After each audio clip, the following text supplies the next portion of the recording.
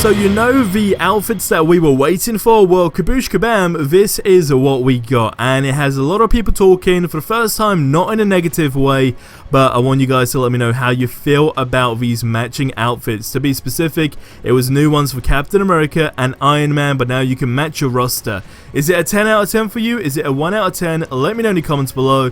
But look, we got so much to talk about, something really interesting, so I'm going to roll today's sponsor because it's a cool one, and then we'll dive into the video. Raid Shadow Legends has completely taken over. It's the first game to bring a true console level experience right to your fingertips. In fact, the bar is set so high right now, there is no going back, and it's also free to play, so there's no excuse not to be a part of greatness here.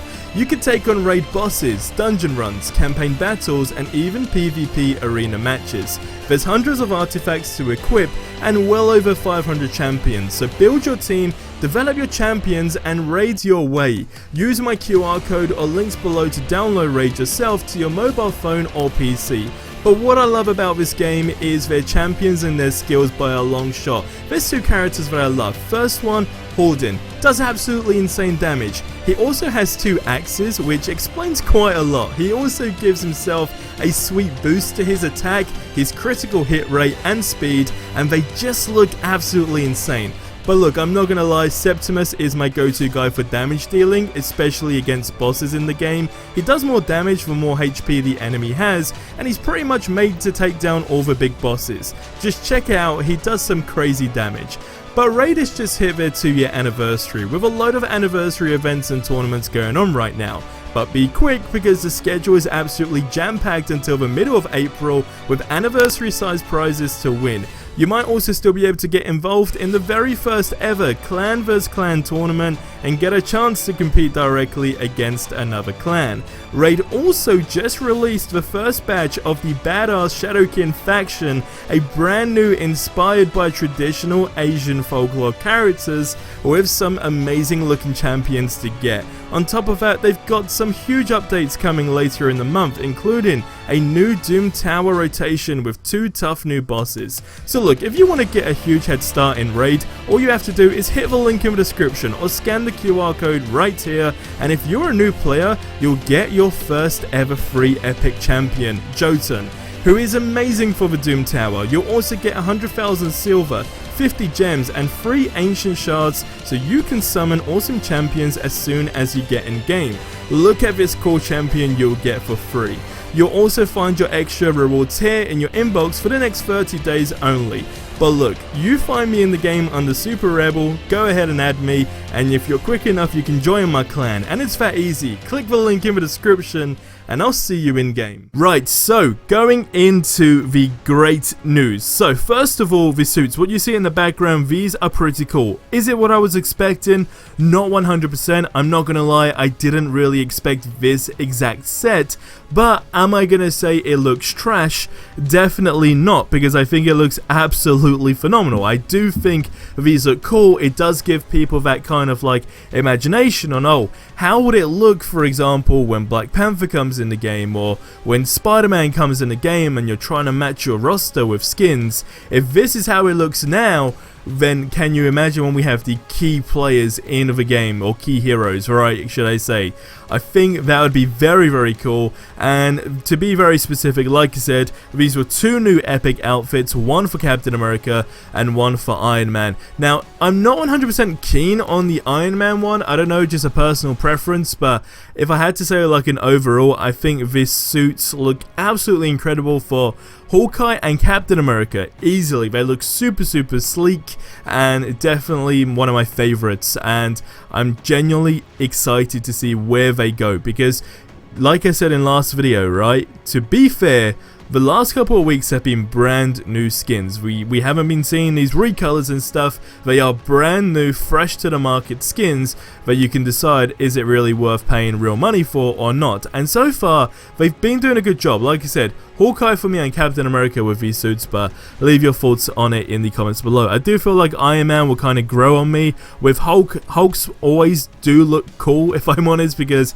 it goes for that wrestling style, so I think that's a win in general. But what it did do is spark a lot of interest on what this game could potentially look like with other skins in the game. Now, I want to give a shout out to somebody on Reddit who goes by the name, I believe you pronounce it Lustian, hopefully, but what they done is a classic mock-up, right, for the classic skin of Captain America. And I mean, wow, this looks absolutely phenomenal. And again, it's getting people with their imagination, like, hey, what would it look like to have this skin in the game or the other skin in the game, X, Y, and Z? It just really nails it down when it comes down to, you know, cosmetics. Because one thing we know is they do play a big part to the game. Sure, they don't change your gameplay literally, but it definitely does change how you feel with a certain hero, especially when you're in gameplay. I do think that's a fact.